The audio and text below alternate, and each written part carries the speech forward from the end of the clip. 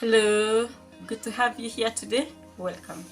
Today, we are going to do a book review of Dr. Shefali's book, A Radical Awakening. Dr. Shefali is a clinical psychologist. She got her PhD from Columbia University, and she also holds a master's degree from the California Institute of Integral Studies. Dr. Shefali has written other books, and the best sellers among all her books are one, Out of Control, Conscious Parenting, and she has also done another book called The Awakened Family. In this book, A Radical Awakening, Dr. Shefali is taking us through her own journey, her own personal life, coming to discover that the person who has always been an obstacle to her progress and to her doing well in life in terms of positioning, awakening, and in terms of fulfilling or unleashing all her potential is herself.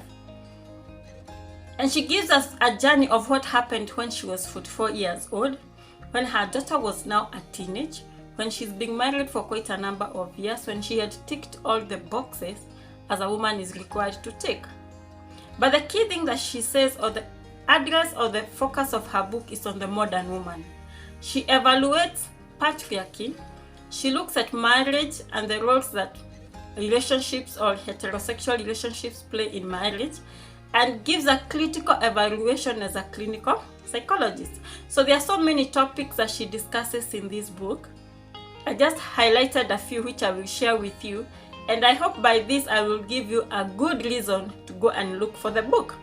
The first phase of the book, the author is taking us through a journey of understanding the phases of ego. Is looking at a woman.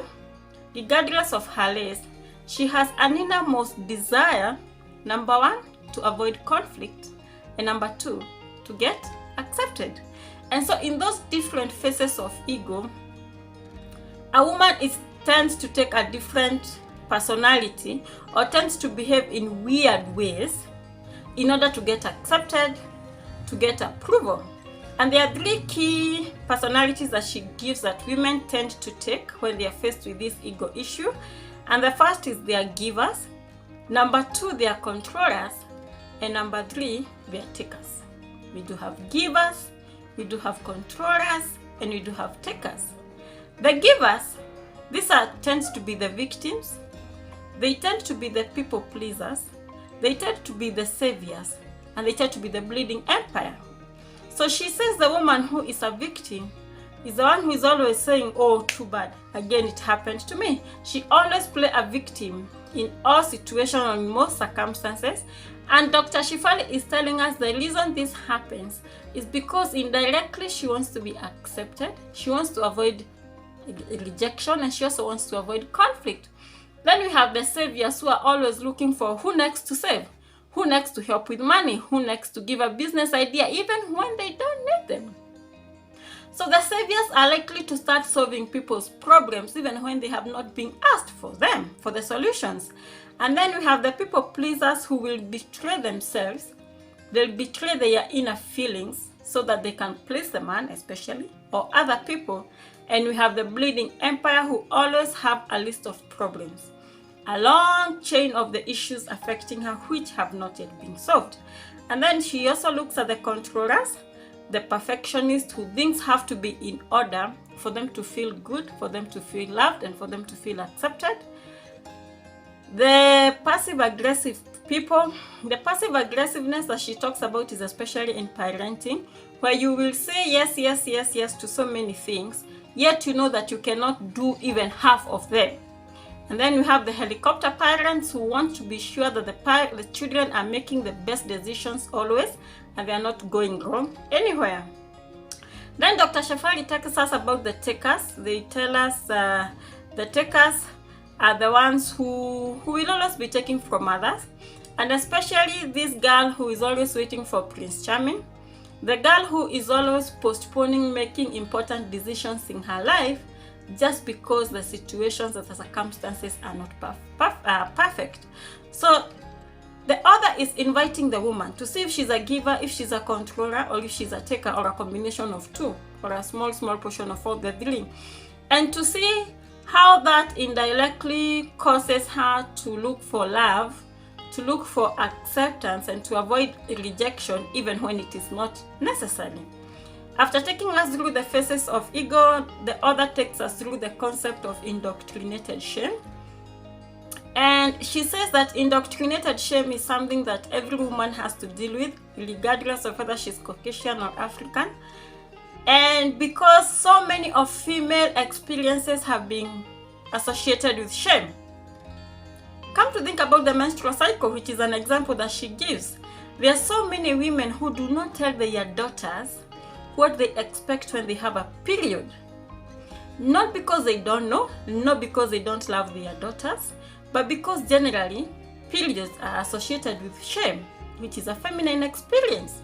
She tells us how religion makes us or associates feminine experience with shame.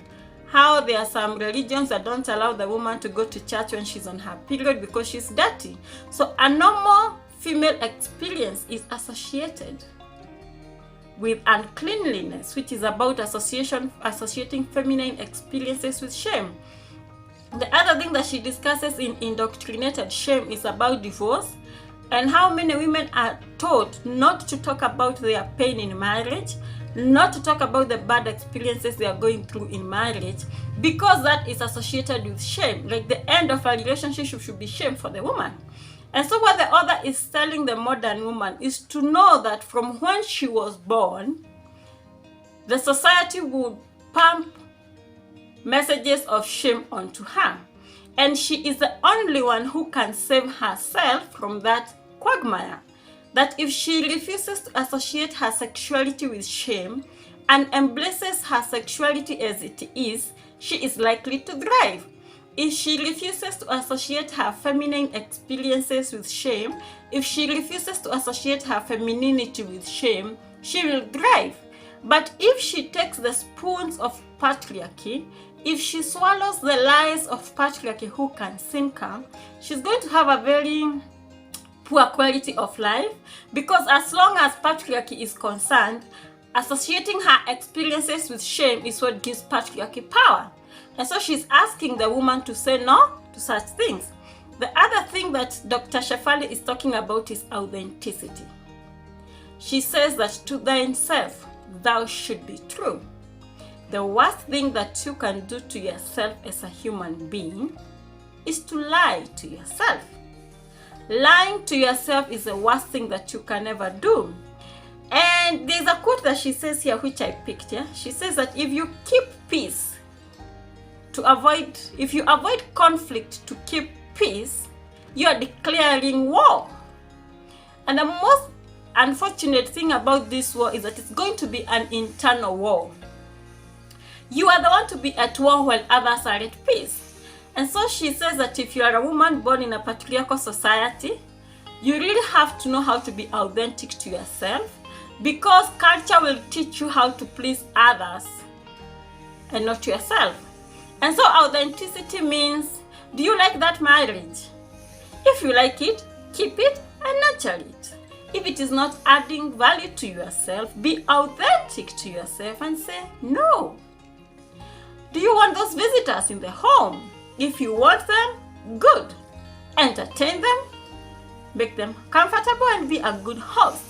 If they are taking away your peace, if you don't want to see them, can you own your space and say no? Be authentic to yourself. Are you happy as a housewife? Are you happy when you're working? If you're happy as a housewife, keep at it.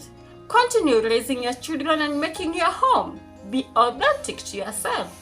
But if you don't like it, if it doesn't make you feel good, please go and look for a job. Go and be economically productive. This is what is about authenticity. Is there a friend you would like to keep? Keep them if they are adding value and you feel you like the energy. But if they are not adding value, if they are making you lose what you have gained over time, cut those ties. That's all about authenticity. And then the other topic that she's also discussing is about being co-creators of our own experiences. Now, when she's discussing the woman who is a victim, or the giver who according to the phases of ego, she was classified as a giver. Many women tend to have a victim mentality. So they are always blaming the man who is not providing. They are always blaming the man who is not taking them out. They are always blaming the man who is not doing this. How about being co-creators of your own experiences? In this theme, where she's helping the woman understand that there is nothing that happens without your contribution. If you're blaming that man for hitting you, and you're saying that he keeps hitting you, he's physically violent, year in, year out, what did you do the first time that he hit you? You know, a man can never do anything that he will not get away with. Did you let him know that he has done something wrong? If you kept quiet about it, you are a co-creator of your experience. And now when you appreciate that you play a role in making you who you are, then you get the power of ownership of your choices. If it's about financial, there are so many women who are being taught that financially they should always blame the man when numbers are not making sense in the family. Do you know you are a co-creator of your own experiences? Do you own your financial lives, your financial status? When you know that you are a co-creator of your experiences, you stop being a victim. You start dictating how your life will go. You start owning the direction of your life, and you start being in control of your destiny. There are so many examples that she gives. I'll not go into details now, but I think it's a good thing that she discusses about how human beings co-create their experiences, so that you even get to know that even when maybe governments are screwing the citizens, the citizens have played a role in making that their own reality.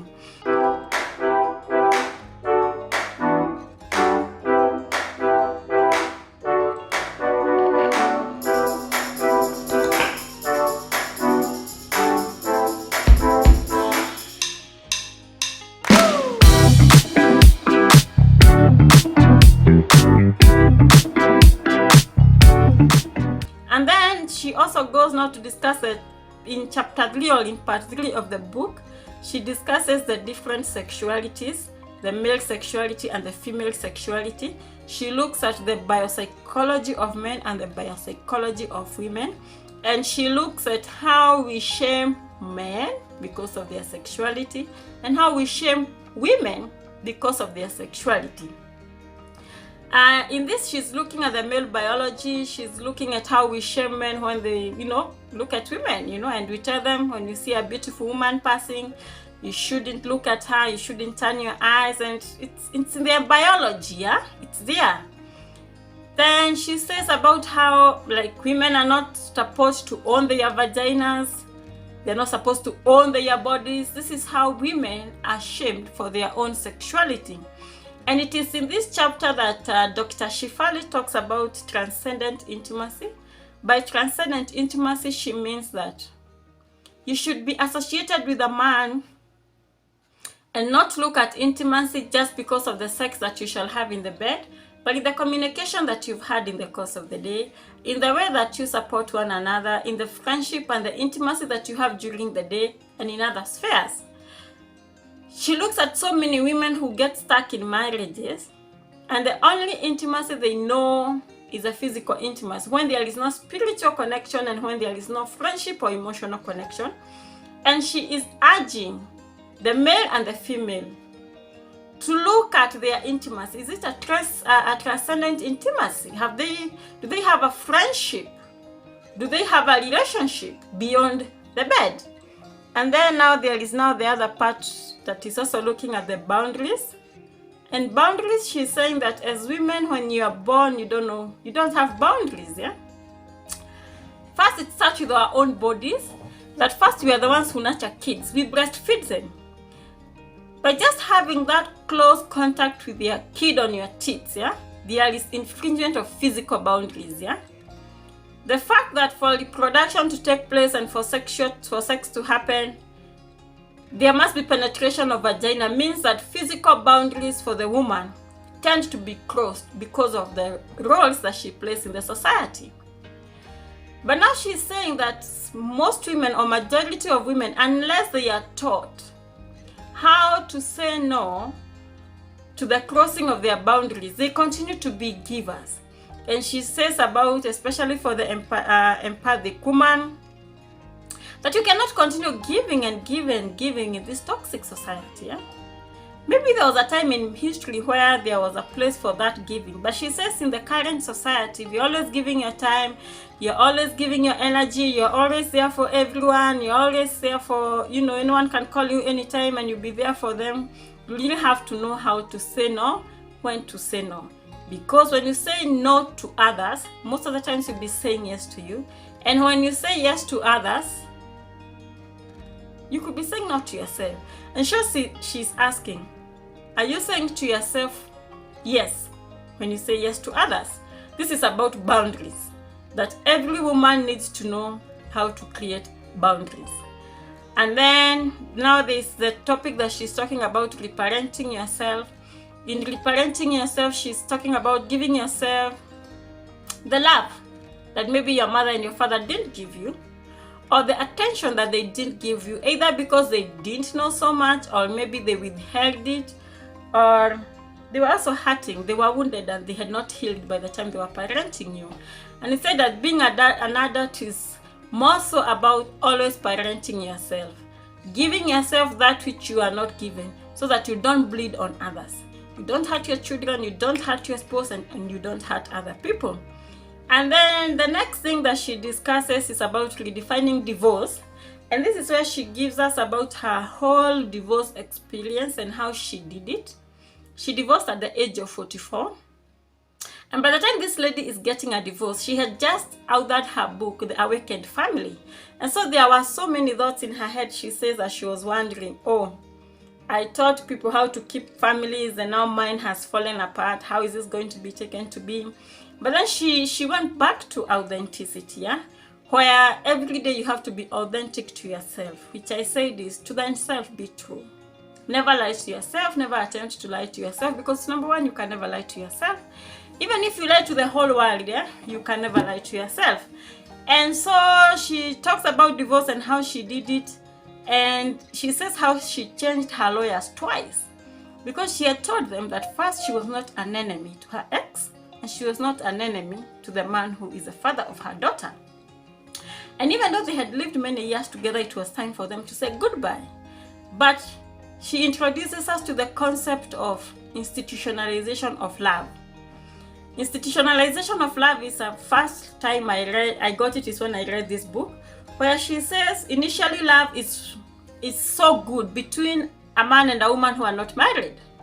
So good.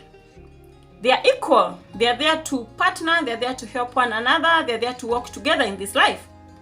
But then, when love is institutionalized, rules are introduced. First, the government comes to play and it regulates. It says who can marry who.